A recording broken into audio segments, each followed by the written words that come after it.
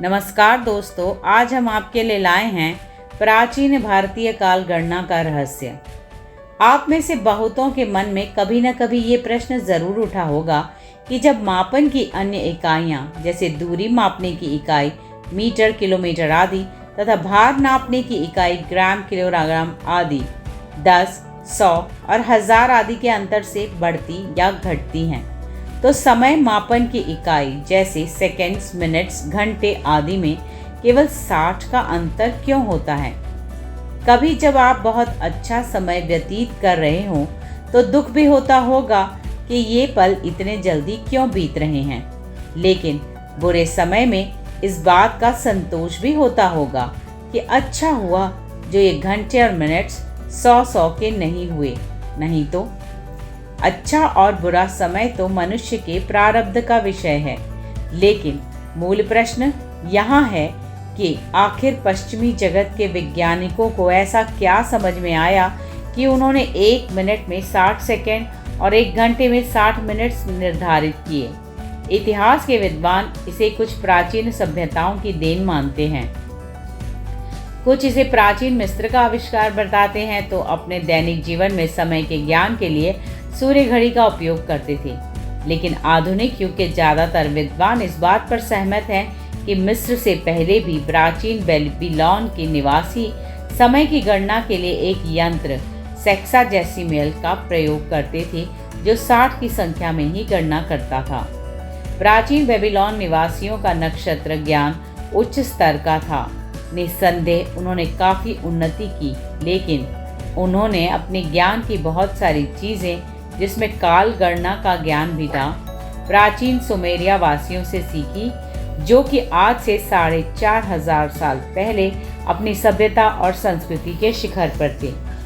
तो ये हुई मान्यताओं की बात। आधुनिक युग के कुछ बुद्धिजीवी और प्रबुद्ध वर्ग के लोग इसमें परमाणु घड़ी या एटॉमिक वॉच को केंद्र में रखकर इन सिद्धांतों की व्याख्या करने की कोशिश करते हैं, भले ही इसका उनसे कोई लेना देना न हो। काल गणना पर दुनिया भर के विद्वानों द्वारा लिखे गए लेख और पुस्तकों के साथ साथ इंटरनेट पर उपलब्ध ज्ञान को उठाकर देख लीजिए। आपको यूनान, रोम, मिस्र, मेसोपोटामिया, बेबीलोनिया, सुमेरिया आदि सभ्यताओं के ज्ञान का वर्णन प्रमुखता से किया हुआ मिलेगा, जबकि आपको ये जानकर सुखद आश्चर्य होगा कि प्राचीन और आधुनिक काल गणना का मुख्य आधार भारतीय ज्ञान था। भारतीयों की इस काल गणना की व्यवस्था को जिस सभ्यता ने जिस मात्रा में और रूप में ग्रहण किया, उन्होंने उसी के अनुसार ज्योतिष और नक्षत्र विद्या में प्रगति की। आइए अब आपको प्राचीन भारतीय काल गणना व्यवस्था के कुछ प्रमुख बिंदु से अवगत कराते हैं। भारतीय काल गणना की विशेषता ये है कि ये अचूक और अत्यंत सूक्ष्म है। इसमें त्रुटि से लेकर प्रलय तक की काल गणना की जा सकती है।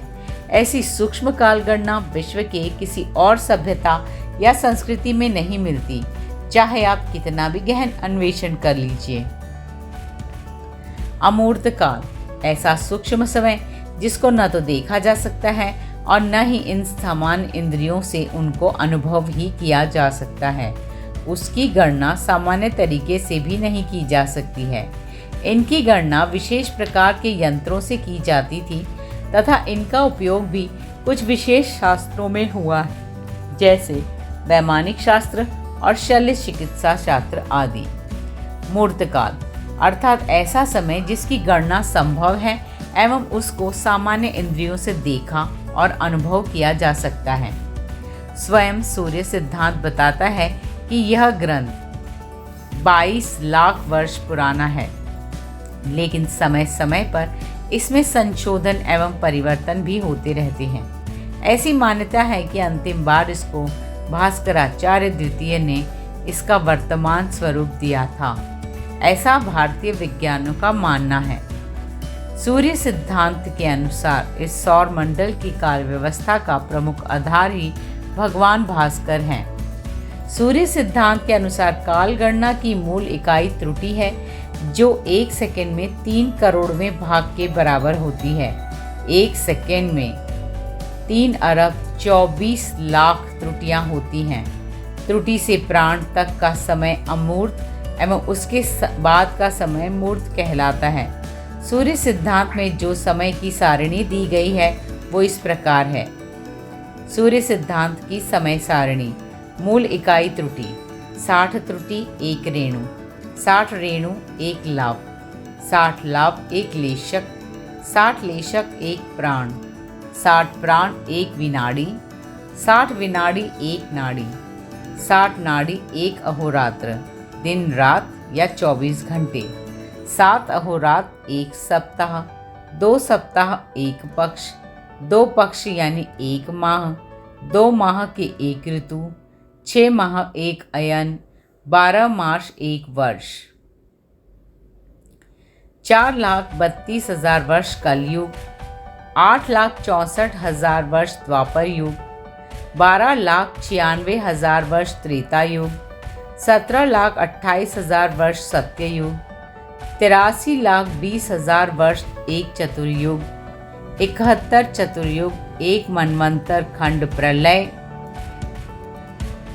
30 अरब 67,20,000 वर्ष, 14 मनवंतर, 1 ब्रह्म दिन यानी 4 खरब 29 अरब 40,80,000, 8 अरब 58 करोड़ 81,60,000 वर्ष, ब्रह्मा का 1 अहोरात्र 1 सृष्टि का चक्र, अर्थात 8 अरब 58 करोड़ 81,60,000 वर्ष का एक सृष्टि चक्र होता है। यद्यपि ग्रहों, नक्षत्रों और तारामंडल की सूक्ष्म गतियों की वजह से इसमें कुछ अतिरिक्त वर्ष और जुड़ते हैं और ब्रह्मा जी का एक दिन यानी एक सृष्टि चक्र होता है, किंतु ये मनुष्यों का सृष्टि चक्र है और उनकी गणना काल गणना के अनुसार है। भारतीय विज्ञान हमें बताता है कि इस ब्रह्मांड में बहुत सी दूसरी योनियां हैं जिनका सृष्टि चक्र अलग है। ब्रह्मांड में जहाँ स्थान का विस्तार हुआ है वहाँ समय की गति सूक्ष्म हो गई है। रहस्यमय के लेख में ब्रह्मांड में स्थित विभिन्न लोकों के स्थान का विस्तार का परिमाण योजन में बताया गया है। जितना जिसका विस्तार है वहाँ समय की गति उतनी सूक्ष्म हो गई है। यहाँ काल की सूक्ष्म गति का तात्पर्य यह नहीं कि भुक्त काल का परिमाण कम हो गया हो, बल्कि इसका मतलब यह है कि वहाँ के निवासी अपेक्षाकृत अधिक सूक्ष्म स्तर के काल को देखने, समझने, अनुभव करने और भोगने में समर्थ हैं। अधिक सूक्ष्म स्तर के काल को भोग सकने में समर्थ होने के परिमाण स्वरूप आपकी आयु भी अपेक्षाकृत अधिक होती है। महर्षि नारद की गणना इससे भी सूक्ष्म है। नारद संहिता के अनुसार लग्न काल त्रुटि का भी 1000वां भाग है, अर्थात एक लग्न काल 1 सेकंड के 32 अरबवें भाग के बराबर होगा। इसकी सूक्ष्मता के बारे में नारद जी का कहना है कि स्वयं ब्रह्मा जी भी इसे अनुभव नहीं कर सकते, तो साधारण मनुष्य की बात ही क्या है। स्पष्ट है कि लग्न काल की सूक्ष्मता ब्रह्मा जी और उनके द्वारा उत्पन्न किए गए ब्रह्मांड से परे है। ब्रह्मा जी के 360 अहोरात्र ब्रह्मा जी के 1 वर्ष के बराबर होते हैं और उनके 100 वर्ष पूरे होने पर इस अखिल विश्व ब्रह्मांड के महाप्रलय का समय आ जाता है। तब सर्वत्र महाकाल ही अपनी महामाया के साथ विराजते हैं। काल का कोई अस्तित्व नहीं रह जाता वहाँ। इससे हम सहज ही अनुमान लगा सकते हैं कि प्राचीन भारतीय ज्ञान कितना उन्नत अवस्था में था। तो अगली बार आप जब भी घड़ी देखिएगा तो अपने भारतीय होने पर गर्व कीजिएगा। तो ये खबर है भारतीय संस्कृति से जुड़ी। ऐसी और खबरें लेकर हम फिर से हाजिर होंगे। आप हमारे चैनल को सब्सक्राइब कीजिए, इस वीडियो को लाइक कीजिए और अपने कमेंट्स ज़रूर शेयर कीजिए। धन्यवाद।